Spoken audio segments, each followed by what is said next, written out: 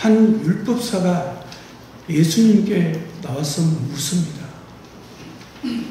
가장 중요한 계명이 무엇이냐고 물었을 때 예수님께서 두 가지 계명을 가르쳐 주시는데, 하나는 내 마음을 다하고 목숨을 다하고 뜻을 다하여 너희 하나님을 사랑하라 했습니다. 이것이 가장 중요한 계명이고, 또 하나는 이웃을 내 몸과 같이 사랑하라 했습니다. 이것이 두 번째 계명인데, 이 두 가지만 알면은 성경 전체를 아는 것입니다. 성경은 이 이상도 이하도 아닙니다. 하나님을 사랑하는 법을 가르치고 사람을 사랑하는 법을 가르치는 것이 교회고 성경입니다. 모든 복은 사람이 하나님을 사랑하는 데서 오고 사람이 사람을 사랑하는 데서 옵니다. 그런데 문제는 사람이 하나님을 사랑한다는 것은 하나님이 사랑을 받지 못하고 경험하지 못한 분들은 하나님을 사랑한다는 것이 불가능합니다. 그러면 어떻게 우리가 하나님을 사랑할 수 있느냐? 그것은 하나님의 사랑을 경험해 본 분들만이 하나님을 사랑하는 것입니다. 저는 이렇게 생각합니다.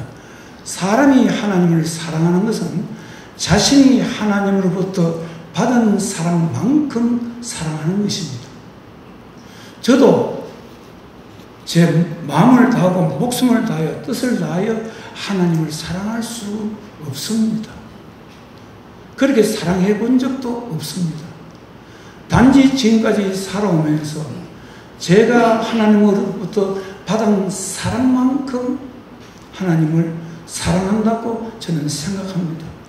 아마 이곳에 오늘 예배드리는 모든 성도님들께서 지금까지 살아오시면서 하나님의 사랑을 받아보셨을 것입니다.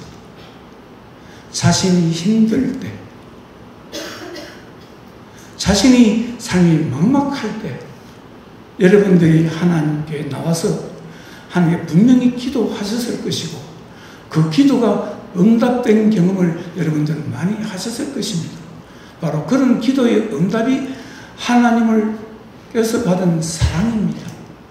그런 사랑의 힘이 있기 때문에 오늘 이 자리에 나오신 거고 이 자리에서 예배를 드릴 수 있는 것이지, 하나님의 사랑을 모르는 분들은 예배를 제대로 드릴 수 없습니다. 그래서 신앙인의 인생이라는 것은 한편으로는 하나님의 사랑을 받고 또 한편으로는 내가 받은 하나님의 사랑에 감동되어서 사랑하는 것이 우리 신앙인의 일생입니다. 그래서 우리는 하나님의 사랑이 어떤 사랑인가를 알아야 됩니다. 저는 하나님의 사랑을 생각하면 참 무서운 사랑이라 생각합니다. 하나님께서 인간을 향한 사랑은 무섭습니다. 왜냐하면 하나님께서 사랑하는 자녀를 사랑하시면 그 사랑은 끝까지 그 사랑하는 자녀들이 이 땅에서 삶을 마감할 때까지 하나님의 사랑은 따라다닙니다. 그래서 저는 하나님을 무섭다 합니다. 그 사랑이. 하나님께서 우리에게 보여주신 사랑은 바로 십자가의 사랑입니다. 십자가의 사랑은 이 땅의 모든 사람들, 죄 가운데 살아가는 모든 사람들의 생명을 살리기 위해서 그분이 십자가에서 못 박혀 죽은 사건입니다. 사람을 살리기 위해서 자기 생명을 내놓은 것입니다. 이 하나님의 사랑은 신분과 계급에 민족과 차이 없습니다. 아무리 많이 가졌든 아무리 적게 가졌든 아무리 병약하든 아무리 부족하든 아무리 배우지 못했든 똑같은 사랑입니다. 누구든지 하나님에 나오면 하나님의 사랑이 시작됩니다. 일생 동안 우리를 위한 죽으신 사랑은 우리는 흉내를 내지 못합니다. 여러분들이 세상 사람들을 위해서, 그 사람을 살리기 위해서 여러분들이 생명을 내놓을 수 있겠습니까? 여러분들이 강도를 위해서, 강도를 살리기 위해서 여러분들의 생명을 내놓을 수 있겠습니까? 그건 불가능합니다. 물론 세상에 살면서 사랑하는 자가 있다면 아마 자기 생명도 내놓을 수 있을 것입니다. 저는 가끔 이런 생각을 해봅니다. 만일 내 자식이 어떤 일로 죽게 되었는데 내가 내 자식을 위해서 죽으면 내 자식이 살 수 있다. 가끔 생각해 볼 때가 있습니다. 이런 쪽입니다. 죽을 수 있다. 아마 부모님들이 그런 마음을 가졌을 것입니다. 내 사랑하는 자녀를 살릴 수가 있다면. 네. 제 선배 분이 어렸을 때 사고로 눈을 하나 잃게 되었습니다. 병원에 갔습니다. 어머님도 따라갔습니다. 어머님이 의사한테 이렇게 말했습니다. 의사 선생님, 이 아이의 눈이 안 되면 내 눈을 빼서 이 아이에게 이식해 주세요. 이 사랑입니다. 이 사랑의 힘입니다. 그런데 사람이 가지고 있는 사랑의 크게 저는 두 가지를 말씀드리고 싶습니다. 사람은 누구든지 사랑하는 사람에 대한 그리움이 있습니다. 사랑하는 대상에 대한 그리움이 있습니다.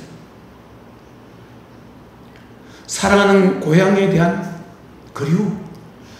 어릴 때 철없이 같이 놀던 친구들, 형들, 누나들.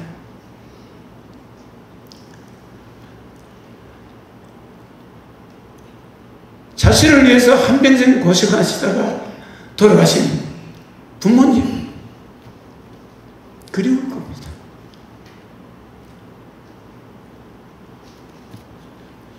같이 한평생을 살다가, 사랑하며 살다가 먼저 보낸 남편이 그리울 겁니다. 사랑하는 아내가 같이 살다가 먼저 갔다면 그리울 겁니다. 다 그리움이 있습니다.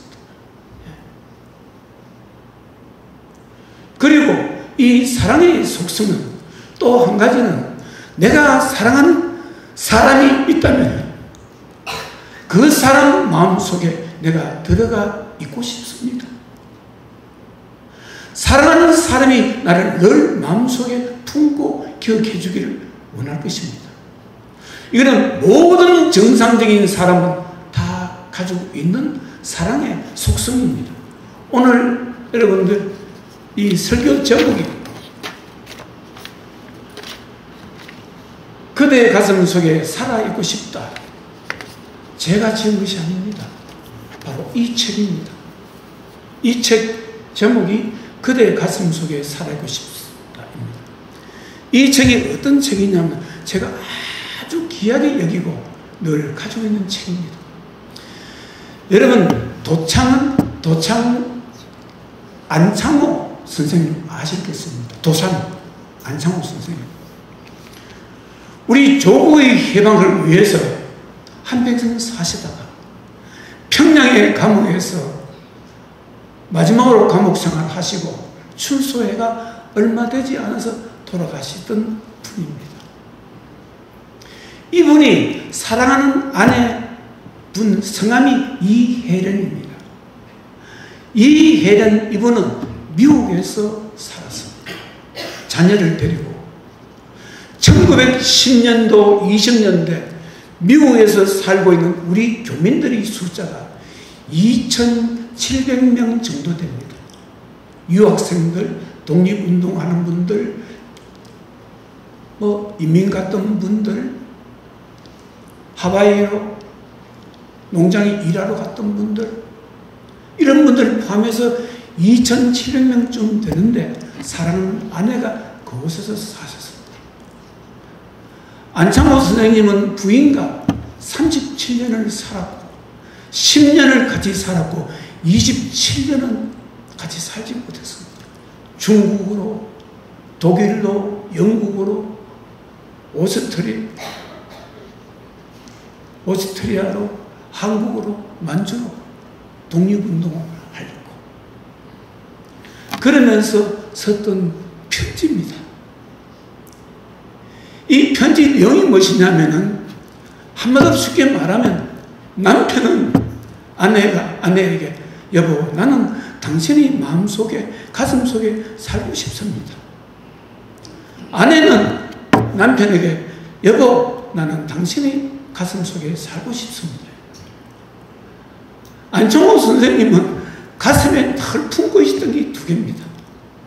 사랑하는 가족, 사랑하는 자식들을 가슴에 품고 있었고, 사랑하는 조국을 가슴에 품고 있었습니다. 이 편지 내용에 보면은 있습니다. 편지에 나라를 위하여 내 목숨도 사양치 아니하겠습니다. 있습니다. 그리고 보면은 아내가 사랑하는 남편에게 꽃을 보내주었습니다. 꽃을 말라서 마른 꽃을 편지지에 넣어서 보내주었습니다. 안창호 선생님이 이렇게 편지를 썼습니다. 당신이 보내준 그 꽃을 나는 가슴에 품고 있습니다. 안창호 선생님은 독실한 크리스찬입니다. 아내와 결혼할 때 아내가 예수를 믿지 않았습니다. 그런데 부인이, 남편이, 신랑이 너무나 좋으니까 나도 당신이 믿는 기독교를 믿겠습니다. 그래서 결혼을 했습니다. 이 편지에 보면은 여보, 성경 말씀과 찬송으로 합본이 되어 있는 것을 좀 보내주십시오. 이런 내용입니다. 왜 제가 이것을 오늘 설교 제목으로 했느냐면 하나님께서도 사랑하는 주의 백성들의 두 가지를 가지고 있습니다. 하나는 그리움입니다. 하나는 사랑하는 주의 백성들 가슴 속에 들어와서 살고 싶다.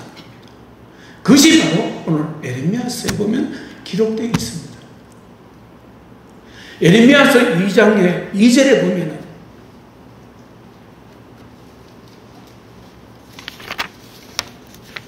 하나님께서 에레미야 선지자에게 에레미야 선지자를 통해서 유대 백성들에게 하시는 말씀이 있습니다.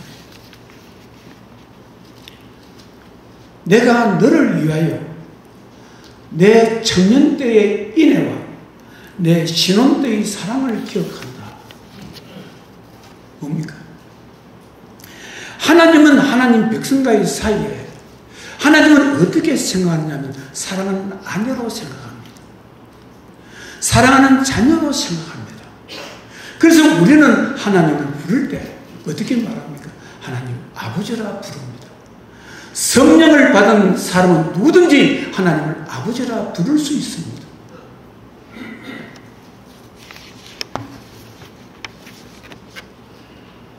이렇게 말씀합니다. 어떤 때를 그리워하느냐면 이스라엘 백성들이 하나님과의 관계에서 가장 하나님께서 기뻐하시던 때에 믿음의 시간이 있습니다.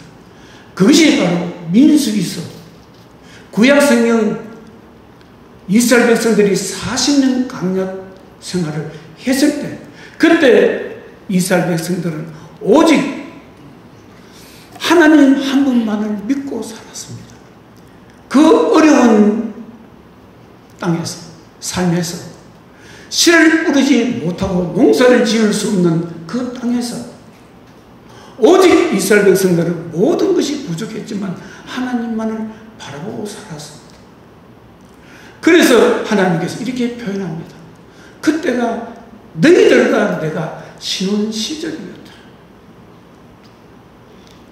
여러분 다 기억하실 것입니다. 결혼하셔서 나이가 50이 넘고 60이 넘으면 여러분들이 마음속에 생각하는 것이 있을 겁니다. 신혼 시절일 겁니다. 신혼 시절. 여러분들이 부모로부터 집을 받아본 분들은 없을 겁니다. 재산을 받아본 분도 없을 것입니다. 그냥 내가 좋은 사람을 만나서 인생을 어떻게 살아야 되는지 모르면서 그냥 좋아서 단감방 살이를 하면서 사랑하는 남편이 직장에서 나서 일을 하면 돌아올 때를 기다리면서 아내들은 밥을 했을 것입니다. 그게 신혼 시절입니다. 다 기억하실 것입니다. 하나님께서 그렇게 말씀하십니다. 또 한 가지는 바로 오늘 우리가 성경 봉독한 이 말씀입니다. 이 말씀이 바로 하나님께서 이스라엘 백성들에 대해서 사랑의 표현입니다. 33절에 그날 후에 내가 이스라엘 집과 맺을 언약은 이러하니 곧 내가 나의 법을 그들의 속에 두며 그들의 마음에 기록하여 나는 그들의 하나님이 되고 그들은 내 백성이 될 것이라. 하나님께서 이스라엘에게 언약을 하셨다는데 언약은 약속입니다. 나는 앞으로 너희들 마음속에 들어가 있고 싶다는 겁니다. 너희들 가슴에 마음에 하는 말씀을 새기겠다는 것은 바로 말씀이 하나님이십니다. 요한복음 1장에 말씀이 육신이 되어 오신 분이 바로 예수 그리스도 하나님이시라고 말했습니다. 바로 하나님의 마음이 그렇습니다. 하나님은 우리에게 그리움을 가지고 있습니다. 우리가 신앙생활을 잘할 때의 그리움, 그리고 우리의 마음속에 들어와 살고 싶어 합니다. 그러면 왜 하나님께서 우리 마음속에 들어와서 살고 싶어 하느냐? 본래 하나님께서는 이스라엘 백성들에게 말씀을 주실 때 돌판에 십계명을 기록해서 모세에게 주었습니다. 이스라엘 백성들이 주었습니다. 하나님께 이렇게 약속했습니다. 그것을 시내산 약속, 시내산 언약이라 합니다. 만일 너희 백성들이 이 말씀대로만 살 수 있다면은 너는 자손 만대로 내가 너희들을 축복하시겠다 했습니다. 자손 만대로. 그런데 이스라엘 백성들이 그 말씀을 지키지 못했습니다. 왜 그럴까요? 하나님의 말씀을 머리로 배워서 머리로 배운 거예요. 입술로 외운 거예요. 하나님 말씀은 머리로 입술로 해서는 배울 수가 없습니다.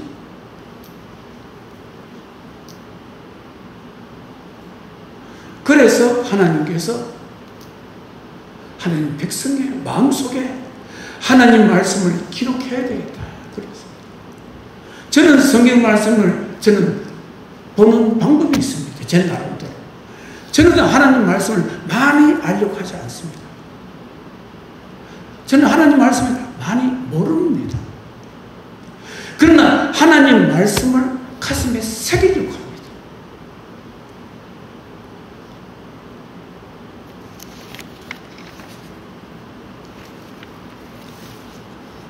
하나님 말씀을 머리로 배우면, 입술로 배우면, 자식이 자신의 삶이 어려우면 하나님을 떠나버립니다.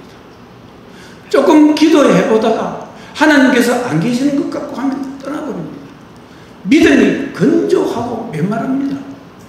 그러나 하나님 말씀을 가슴에 새긴 사람들 어떻습니까? 세상이 아무리 변해도 하나님 떠나지 않습니다. 어려우면 어려울수록 더 하나님 교회를 나옵니다.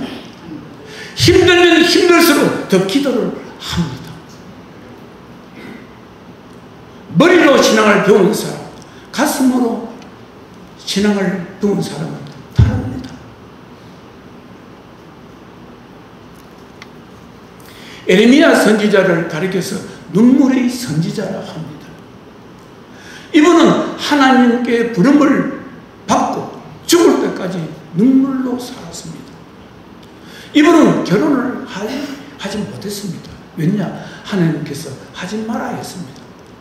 왜냐하면 에레미야가 선지자가 있던 시대는 전쟁의 시대입니다. 국제관계가 아주 혼란스러웠습니다. 전쟁이 지나면 또 하나의 전쟁이 오고 또 하나의 전쟁이 지나면 또 하나의 전쟁이 오던 시대입니다. 그 당시에 중동에서 가장 강대국이 바로 바벨론입니다. 바벨론과 유대가 관계가 깨져서 바벨론이 침공을 합니다. 그런데 유대 백성들은 바벨론을 대적해서 싸웁니다.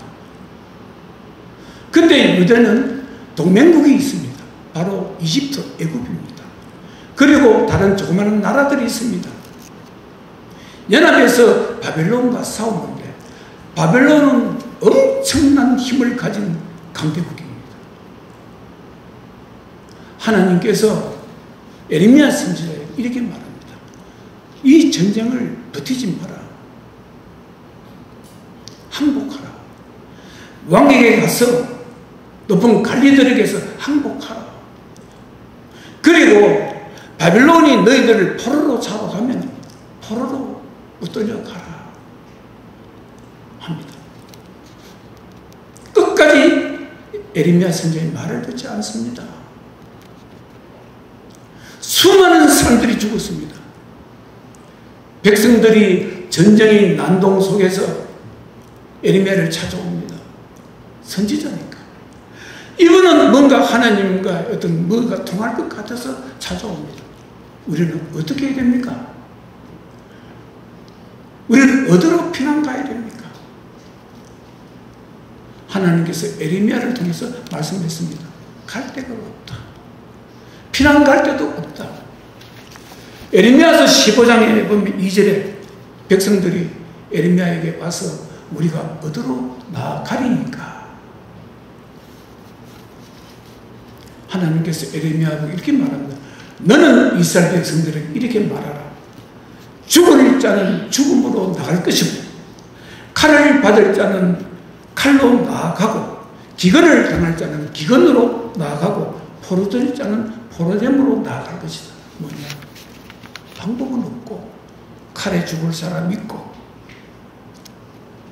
양식이 없어서 굶어 죽는 사람이 있을 것이고 적군에게 포로로 붙들려가려고 사람이 있을 것이다.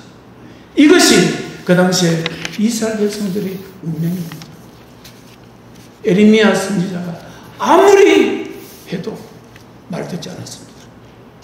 거짓 선지자들은 하나님께서 우리 민족을 지켜주십니다.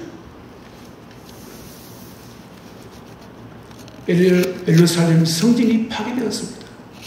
예루살렘 성벽이 파괴되었습니다. 힘 있는 사람, 돈 있는 사람, 머리 있는 사람 다 붙들어서 포로로 데려갔습니다. 이스라엘 땅과 바빌론은 1500km가 넘습니다. 1500km가 넘는 그 길을 전부 다 붙들어서 포송절로 묶어서 끌고 갔습니다. 걸어서.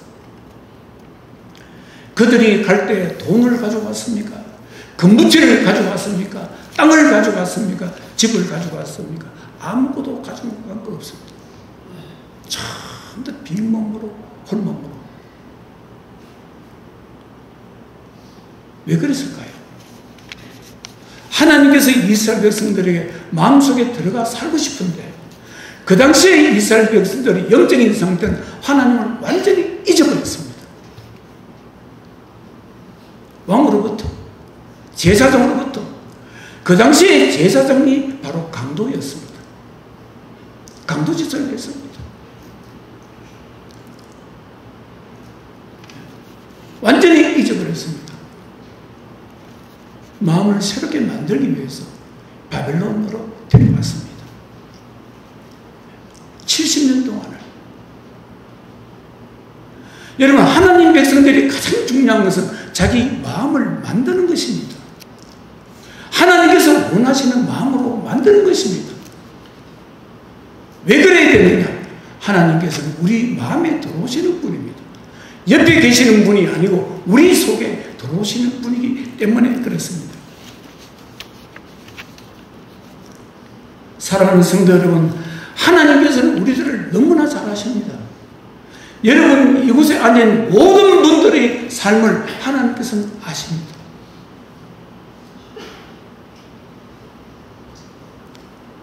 제가 어제 집에서 설교를 마무리하면서 마침 미국에서 어떤 집회에서 사람들이, 기독교인들이 찬양을 하더라고요.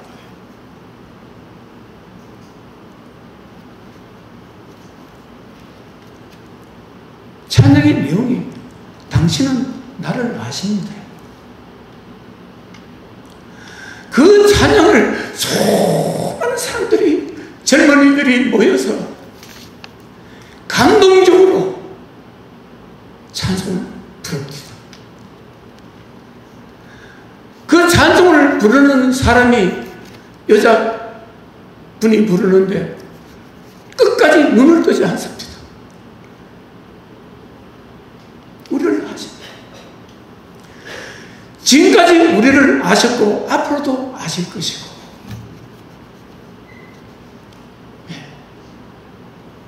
여러분, 제가 그 찬송을 들으면서 감동이 되어서 마무리하다 그만두고 또 그거를 몇십 분을 듣고 또 있다가 그것이 감동돼서 또 방으로 들었습니다. 이것을 아셔야 됩니다. 우리가 생각하는 이상으로 하나님은 우리 가까이에 계십니다. 우리를 아십니다. 우리의 슬픔도, 우리의 기도의 제목도 다 아십니다. 그런데 하나님께서 아시는 것은 우리가 얼마나 영적으로 약한 것을 아십니다. 사람이 죄에 얼마나 유혹되기 쉬운가를 너무나 잘 아십니다. 죄 성에. 사람이 자기 속에 죄가 가득 차게 되면 하나님이 들어올 수 없습니다. 그래서 예수님께서 이 땅에 오시면서 예수님께서 뭐라고 말씀하십니까? 제자들에게 하시는 말씀은 바로 그렇습니다. 내가 나의 영을 너에게 부어주겠다 했습니다. 그리고 그 영은, 성령은 너희들을 위로하실 것이다. 성령은 너희들이 기도가 안 될 때 기도를 가르쳐 주실 것이다. 너희들에게 들어오는 성령은 너희들이 살다가 죄가 부족하면 죄를 가르쳐 주실 것이다. 그 성령은 너희들이 정말 하나님 뜻 가운데 병이 고쳐져야 되면 병도 고쳐주실 것이다. 성령입니다. 초대교회가 그렇게 뜨거웠던 것, 로마가 그렇게 기독교를 죽이면서 사람들을 죽이고 핍박을 해도 살아남을 수 있었던 것은 성령의 역사입니다. 그분들은 바로 예수 그리스도의 영을 자기 가슴 속에 살고 있었기 때문에 그렇습니다. 여러분, 요한계시록에 보면 3장에 라오디게아 교회에 주님께서 뭐라고 말씀하십니까? 볼지어다 내가 문 밖에 서서 두드리노니 누구든지 내 음성을 듣고 문을 열면 내가 그에게로 들어가 그와 더불어 먹고 그는 나와 더불어 먹으리라. 교회에 말씀하시는 겁니다. 성도들에게 말씀하시는 겁니다. 만문은 하나님이 여시는 게 아닙니다. 우리가 여는 겁니다. 우리가 열어주시면 성령님은 언제든지 들어오십니다. 예전에 우리 교회에서 지금부터 30년 넘었네요. 우리 교회에서 잠시 신앙생활을 하다가 가신 분이 있습니다. 김계분 집사님이에요.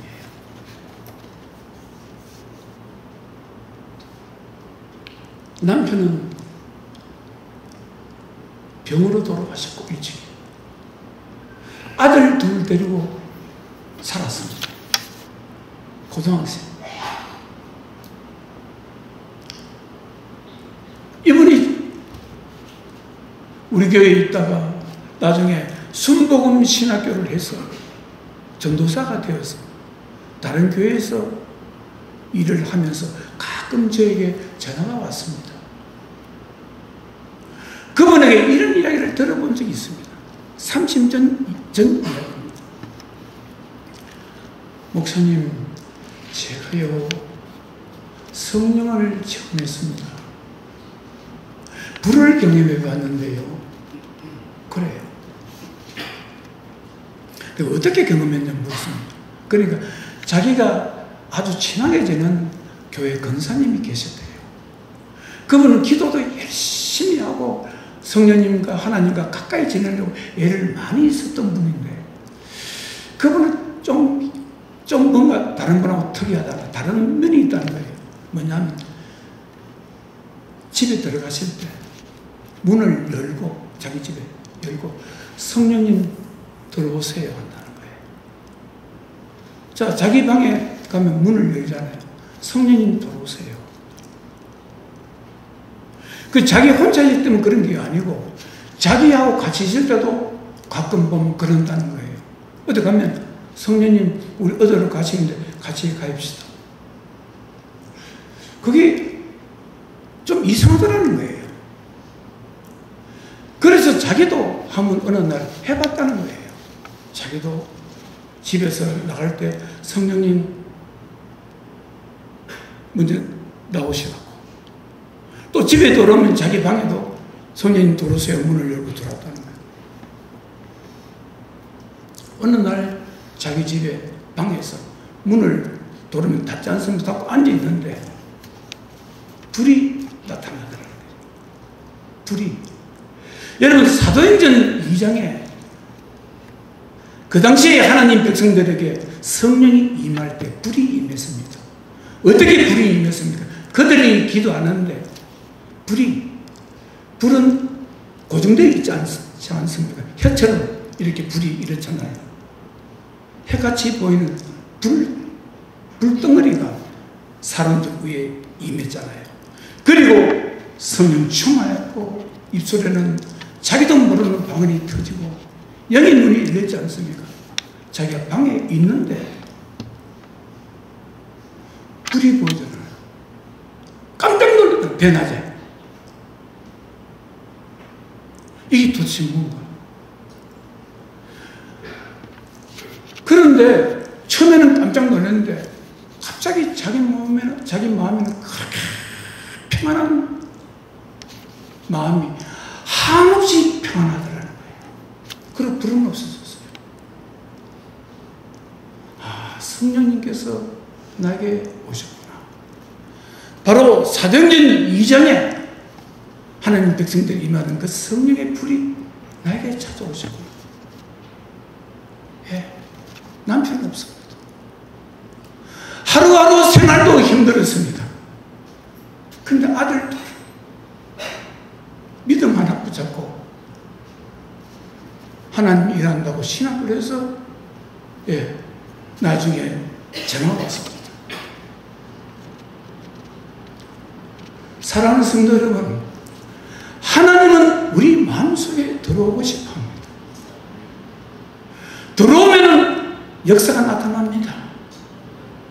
우리가 그렇게 원하고 좋아했던 일들이 하나님께서 일을 하심으로 삶 속에 나타나는 것입니다. 우리는 예수를 머리로 믿으니까 하나님 역사가 나타나지 않습니다. 우리 속에 들어와야 됩니다. 여러분, 죄가 무엇인 줄 아세요? 성경에서 무엇을 죄로 말씀하는 줄 아세요? 사도 바울은 로마서 1장 28절에 죄에 대해서 말씀하고 있습니다. 죄에 대해서. 로마서 1장 28절에 그들이 마음에 하나님 두기를 싫어하며, 이게 죄입니다. 사람들이 그 마음속에 하나님을 두기 싫어한다. 이게 죄입니다. 성경에서 말하는 죄입니다. 그러면 어떻게 되느냐? 사람의 마음속에 하나님이 계시지 않으면 사람은 죄성이 강합니다. 그는 세상의 흐름대로 따라갑니다.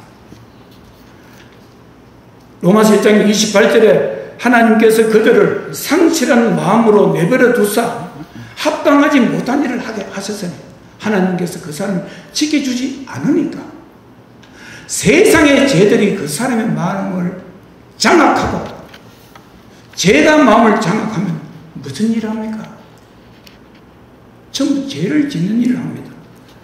로마서 1장 29절에 모든 불의, 추악, 탐욕, 악의가 가득한 자요 시기, 살인, 분쟁, 사기, 악독이 가득한 자요 수군수군하는 자요.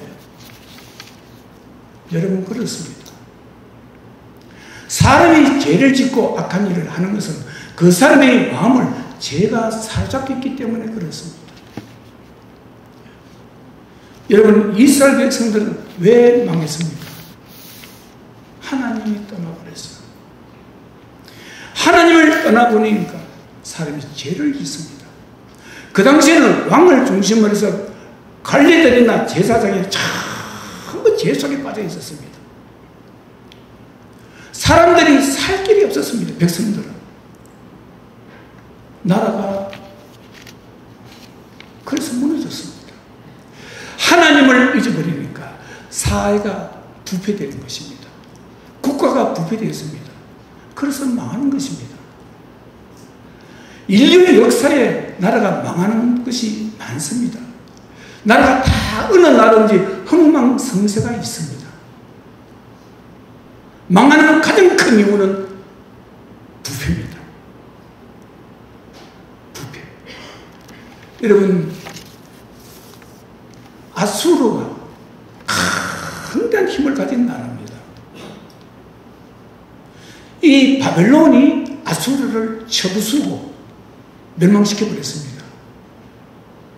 그런데 어떻게 해서 바벨론이 아수르를 쳐부수는지 아세요?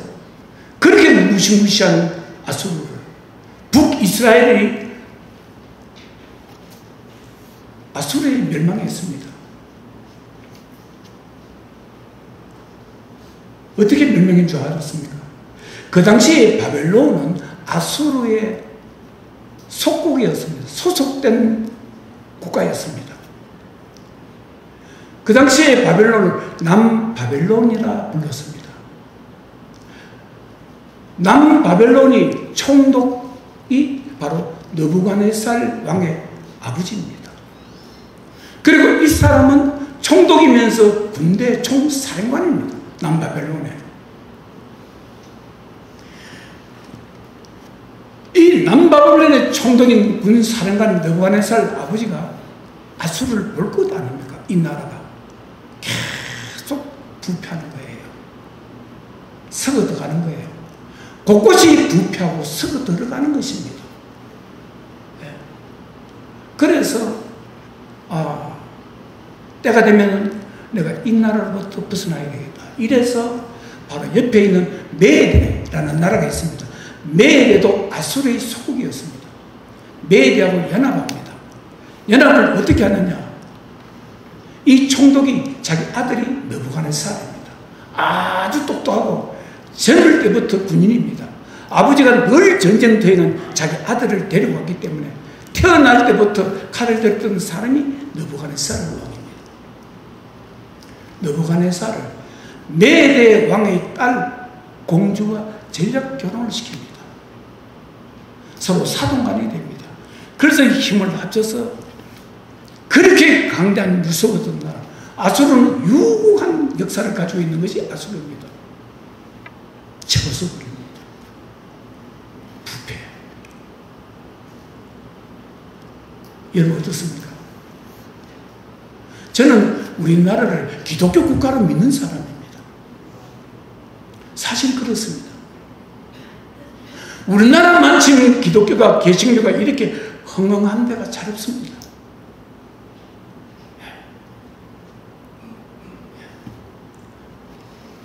기독교가 영적인 힘을 잃어버리고 교회가 타락해버리면 하나님과 관계가 끊어지게 됩니다. 하나님과 관계가 깨지면 나라는 우습습니다. 우리가 반드시 알아야 될 것은 하나님께서 나라를 지키시는 것입니다.